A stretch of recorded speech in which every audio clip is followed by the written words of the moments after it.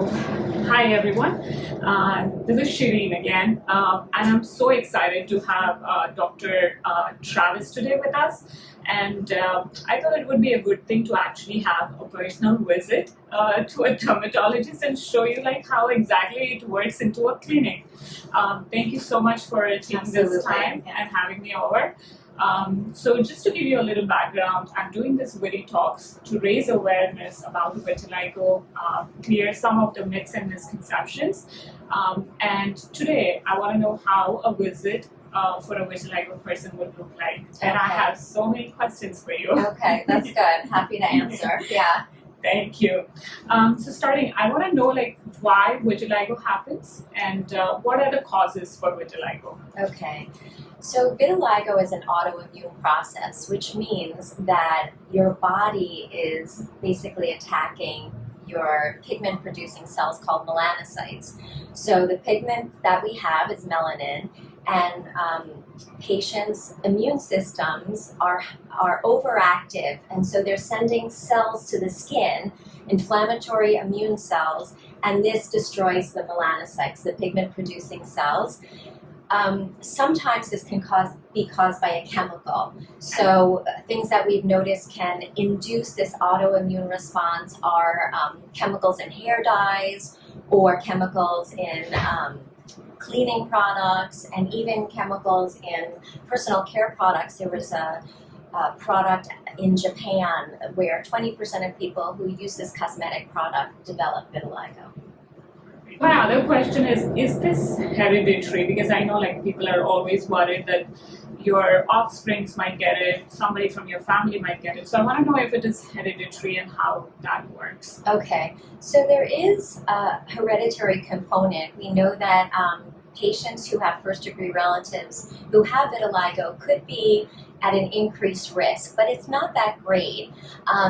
In identical twins, if one twin has vitiligo, the other twin will only have a 23% more chance of having vitiligo. So we know that genetics plays a role, but it's not the whole story.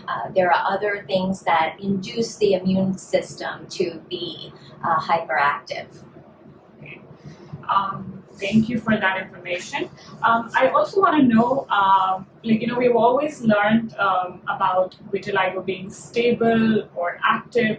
So how does that work? Like, what is the breakdown on knowing if your vitiligo is active or it is stable?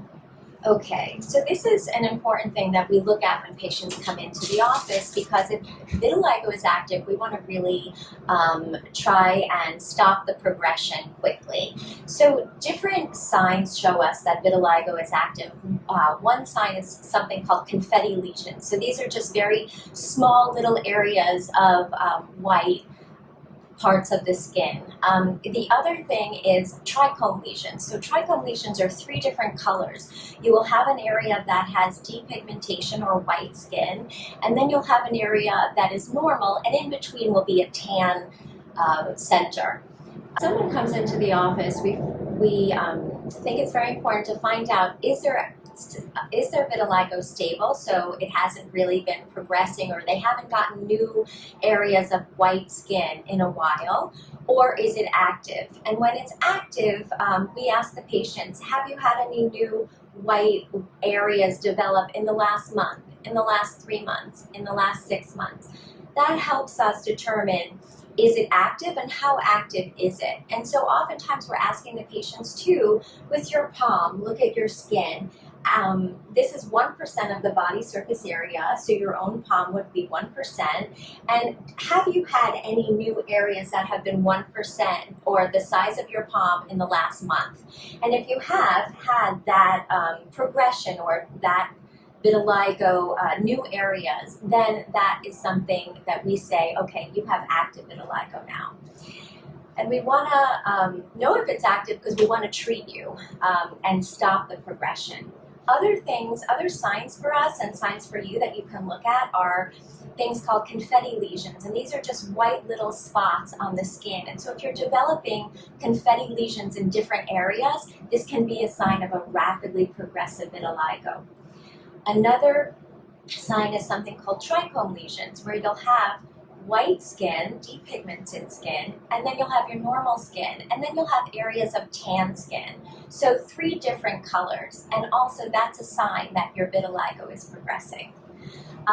Another sign is called the Kebner phenomenon, and so the only time vitiligo will create this Kebner phenomenon, which is white areas coming into areas of trauma, whether it's a scratch on your skin or acne scars or something like an abrasion if you fell, white areas will come into those areas if your vitiligo is progressive.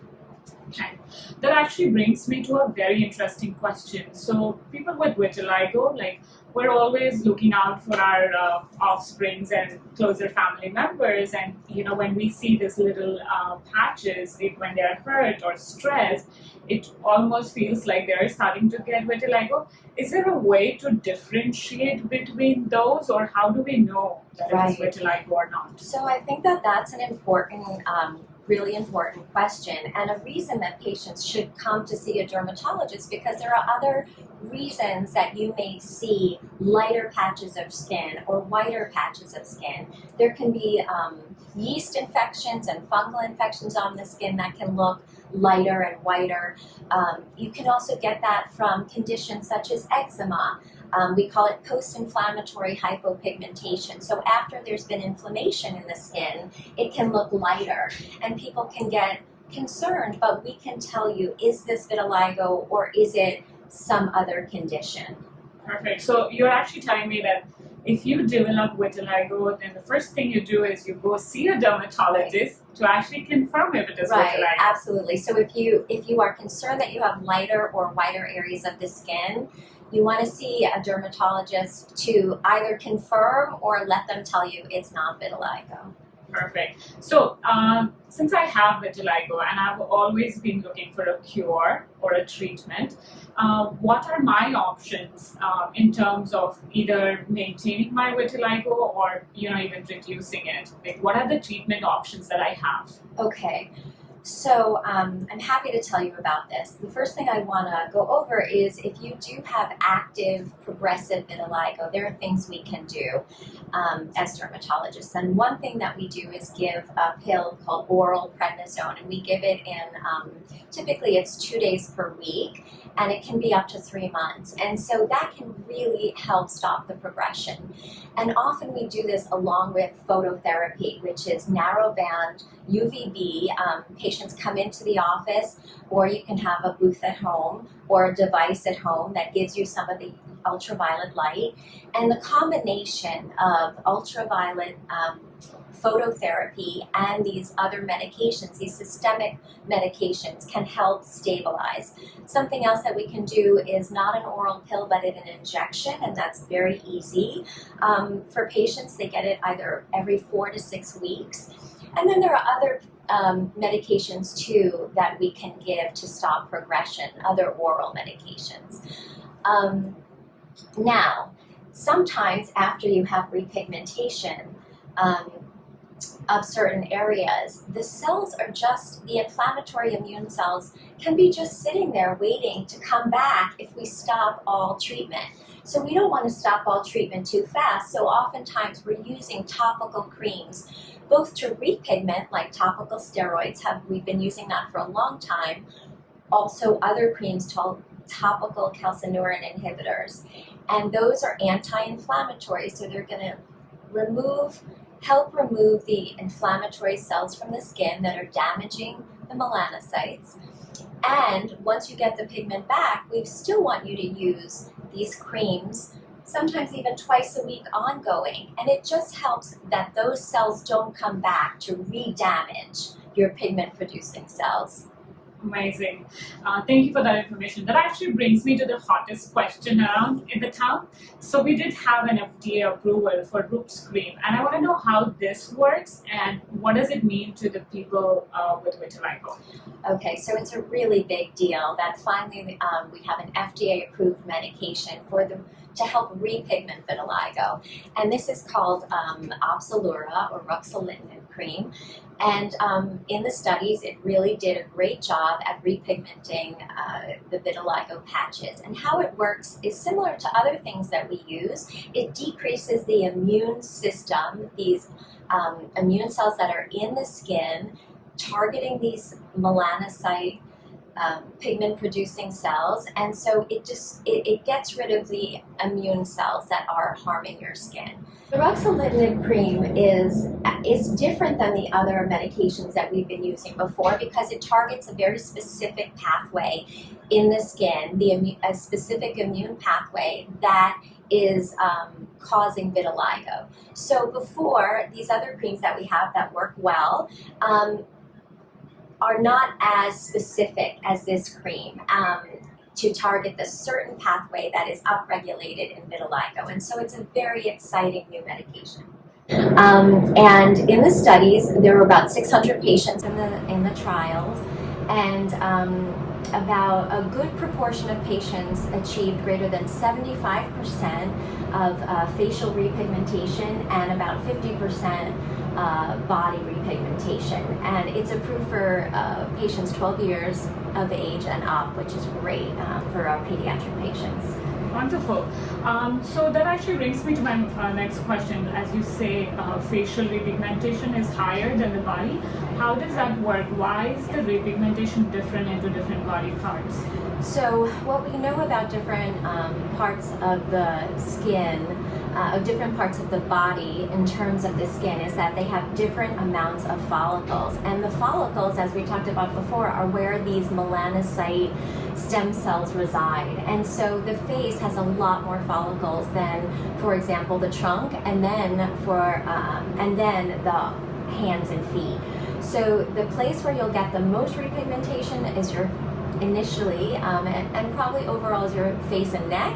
Then it will be the trunk, and then it will be your hands and feet, which have been the most resistant place to repigment, although we are seeing good responses. Dr. Travis, why do we use phototherapy, and what is the significance of it? How does it work into improving one's vitiligo?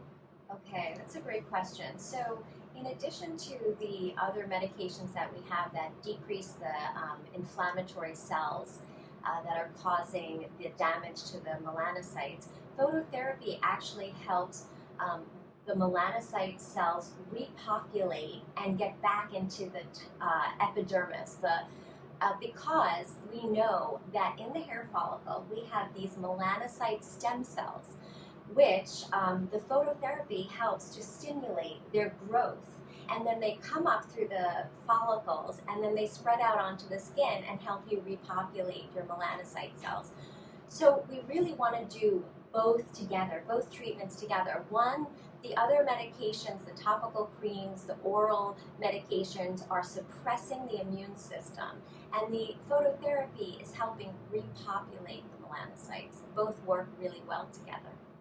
Thank you. That's brilliant. Thank you so much for your time, and I look forward to actually having a round of your clinic and then showing people how exactly your visit will look like when you come to see Dr. Lisa Travis with your vitiligo.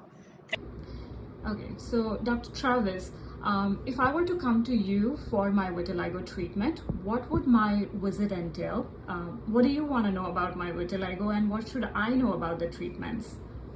So when anyone comes to the office as a new patient, we always give them medical history forms. And so we're going to be asking you, do you have any other medical conditions that you're being treated for, or have you in the past, and any other skin conditions?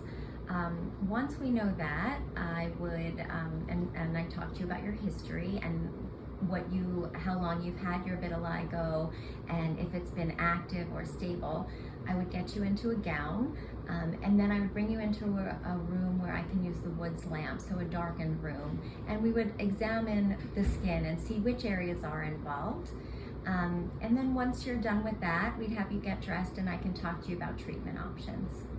So when vitiligo repigments, we can use the Woods lamp to see the areas that are repigmenting, and you see what's called follicular repigmentation. So you see the dots, and the dots of skin color coming up are coming up in this pattern because the melanocytes are coming up from the follicle. So it produces these little dots, and then eventually it will spread out and will all look even.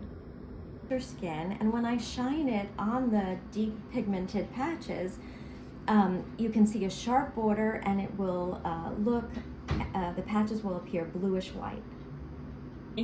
So she's a senior medical assistant at the office. Judy, could you tell us like how the phototherapy machine works?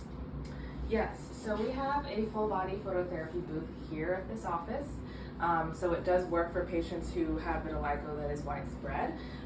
We usually have the patients undress, and if they prefer privacy, then we step out of the room, have the patients undress, and then they step into the booth here to get exposure to the light.